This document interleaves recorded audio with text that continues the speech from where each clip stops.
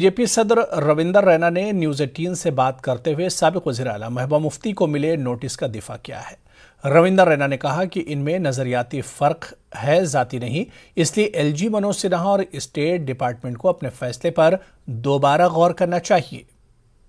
अध्यक्ष हैं जम्मू कश्मीर के, आपने कहा कि वैचारिक मतभेद हो सकते हैं, लेकिन अगर महबूबा मुफ्ती के पास घर नहीं है तो आप बात करेंगे डिपार्टमेंट से कि उनको रहने दिया जाए।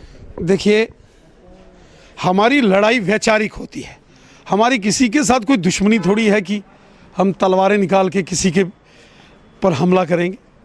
राजनीति, politics is a battle of ideas.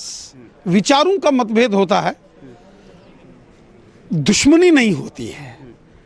अगर महबूबा मुफ्ती जी ने ये कहा है कि उनके पास रहने के लिए घर नहीं है, तो मुझे लगता है कि ऑनरेबल लेफ्टिनेंट गवर्नर साहब को और स्टेट डिपार्टमेंट के लोगों को इस पर थोड़ी समीक्षा करनी चाहिए। हमारी लड़ाई विचारों की होती है, व्यक्तिगत कोई जमीन जायदाद की लड़ाई नहीं होती है। हम दुश्मन नहीं होते हैं, प्रतिद्वंदी होते हैं, पॉलिटिकल अपोनेंट्स हो सकते हैं, सत्ता पक्ष विपक्ष, लेकिन दुश्मन नहीं होते हैं।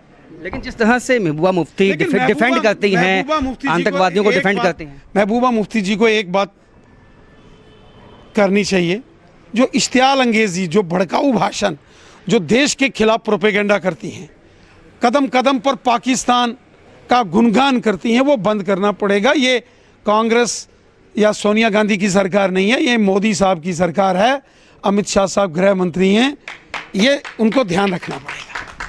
तो कहीं ना कहीं ये साफ किया है रविंदर रैना ने कि जो एलजी हैं उनको समीक्षा करनी होगी वापस। अगर महबूबा मुफ्ती के पास मकान नहीं है तो उनको वहाँ पे रहने दिया जाए, क्योंकि ये आइडियोलॉजी जो है उसकी लड़ाई है, ना बल्कि उनका कोई पर्सनल मतभेद है उनके साथ। कैमरामैन आशु के साथ राजन वैद, न्यूज़ 18 जम्मू।